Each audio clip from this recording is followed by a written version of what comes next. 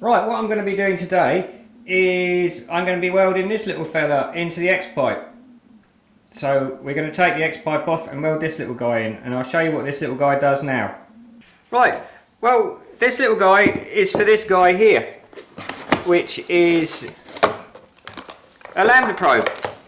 This actually measures the air fuel ratio. It measures how much oxygen there is compared with fuel, and that screws into that bung there, and that's why we're going to weld it into the X-pipe, so that I can measure the exhaust at the X-pipe. The reason for it is this little guy here is a gauge. You can't see it right now, but because it's not on. But this little gauge, this will tell me what the air fuel ratio is as I'm riding. The Lambda probe goes into a control unit here, which then goes to a wiring loom, which then goes to your gauge, and it's also got an adapter there so you can actually plug it into a data logger so that you can actually record all of your data and your exhaust air fuel ratio readings while you're riding. Right, so what we're going to do is, there's my X-pipe on this very dirty motorbike at the moment, and we're going to weld the Lambda probe into there. My X-pipe isn't actually merged, so I'm only going to be measuring one cylinder, but to get a dual cylinder set up is twice the amount of money at the moment, and at this stage I don't really need that.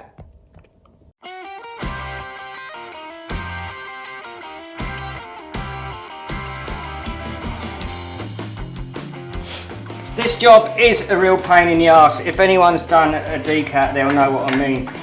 It looks quite simple, you just undo the clamps and stuff and it all comes out, but it doesn't. You have to move this part of the frame, and that's bolted to it and stuff like that. And then even when you've got the frame loose, you've got little obstacles like this, look. You think you've got the frame undone, but then there's the bolt holding the motor in and stuff like that. Then you've got the radiator mount on it as well. It's a job I find really tedious, and it's a real pain in the arse. But I like to take everything off so it's all out of the way. I prefer to work where it's all clear rather than fiddling around. I'd rather spend more time taking bits off so I can get to stuff better. Right, so I've got that bolt loose now. Let's take that out.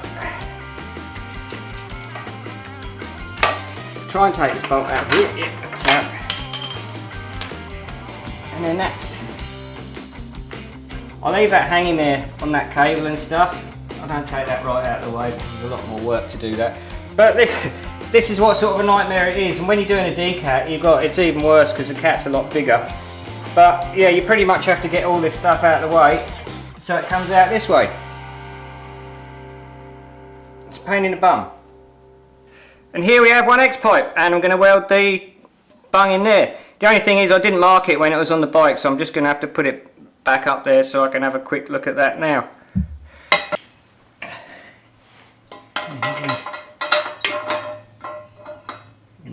Right, it really needs to be, well, it needs to be preferably about 45 degrees up so condensation doesn't form on it, but I can't really get it quite like that, but that's a good angle there. That'll work.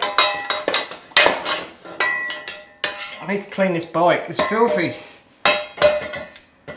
I'll do that while all this is off.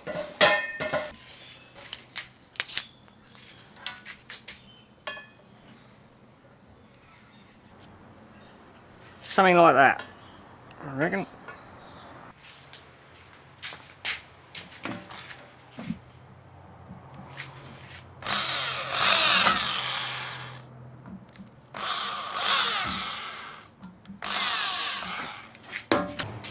Handy little tip, use a centre punch.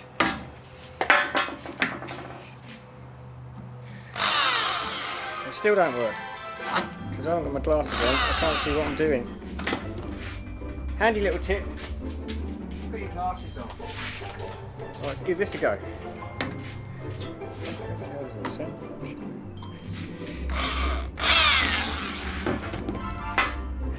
Handy little tip, use a centre punch. I don't know if that did anything.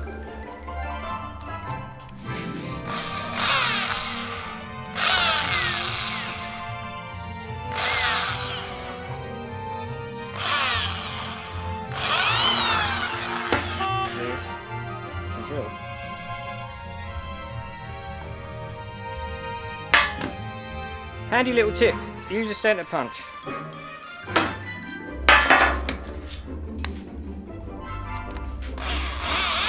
Still don't.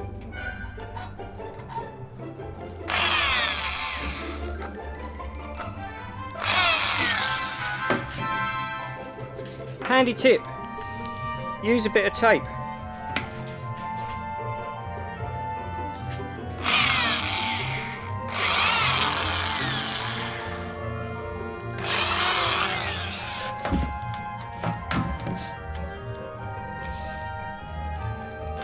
Handy tip, use a drill bit with a decent point on it.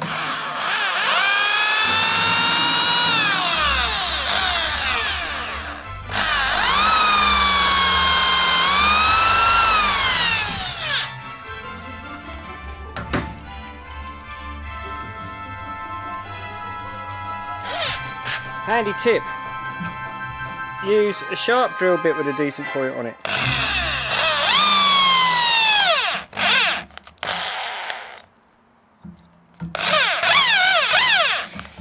This, how hard can it be to drill a hole?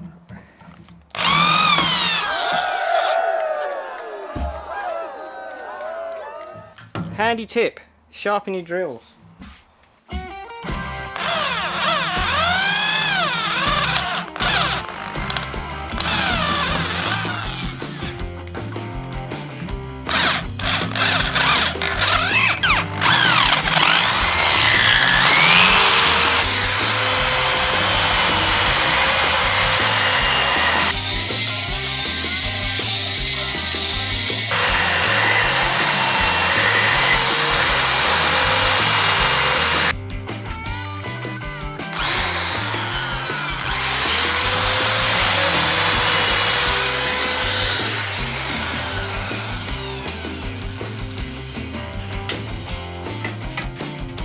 Good.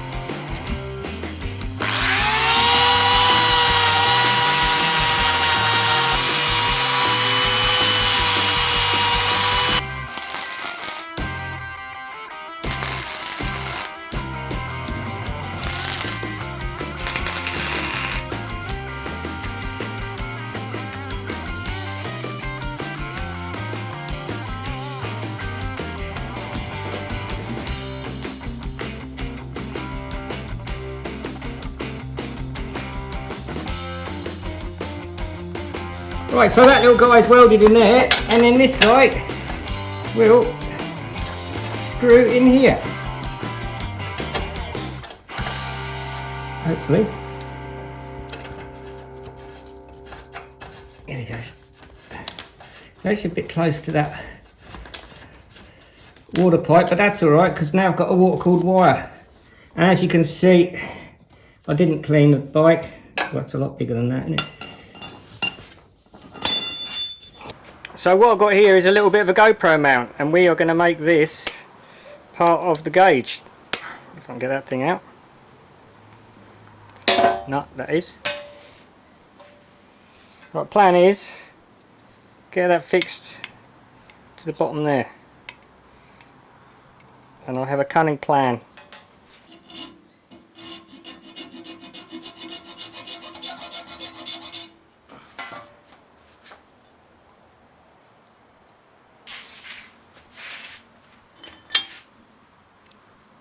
Oh yeah.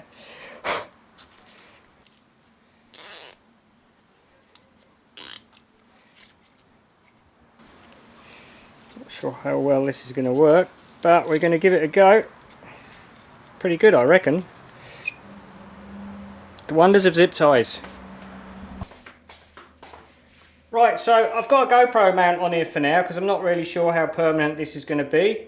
And if it is going to be permanent, then I'll make a much better holder for it as well. I might have a rev counter on here as well, but for now my phone is going there for the rev counter, and the air fuel ratio gauge is going here on these GoPro mounts. Shit. That's that. And I've actually wired it in already. That's a pretty simple job.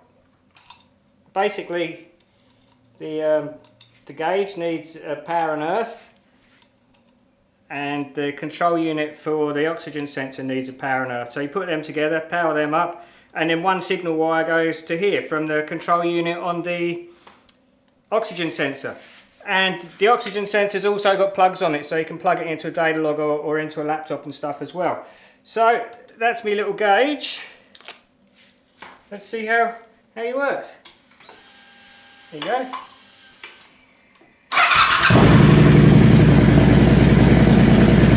It's only reading 7.5 at the moment because the actual oxygen sensor hasn't heated up. But I think after about 30 seconds, that should give a air fuel ratio reading. There you go. Now we've got a ratio of 14 to 1 at idle. So it works. I'll try that on the road when it's under load and stuff, see what happens. Right, so this is why I've got the gauge on it, so I can actually ride along and see what my air fuel ratio is, along with the RPM and what engine load I'm at the same time. So I'm actually using my camera as a data logger for all this, because I don't have a data logger yet. I'm not sure if I am going to go down the road of getting one, because this method might work quite well. And I like doing things the old school way. There's far too many things nowadays that take the skill away from things, and people rely on computers and data and stuff rather than actually the feel of things and doing things by the seat of your pants.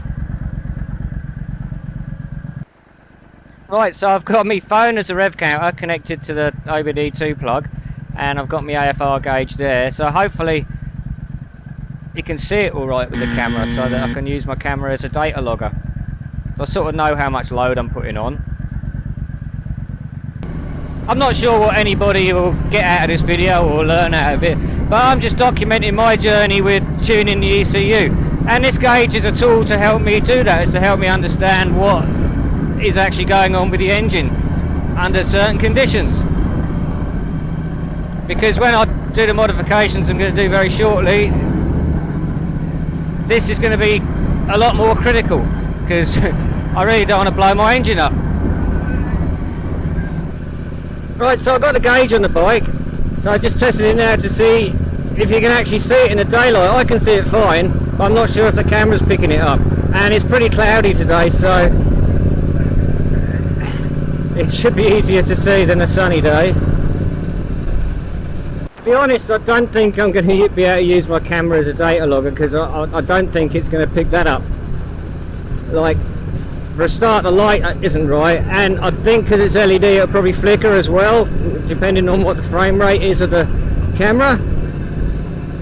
But we'll see. But this is just another one of those things. This is all part of the journey of the development of the bobber. The modifications I'm going to make, well, I'll tell you a little bit about them, but I'm not going to tell you exactly what I'm going to do.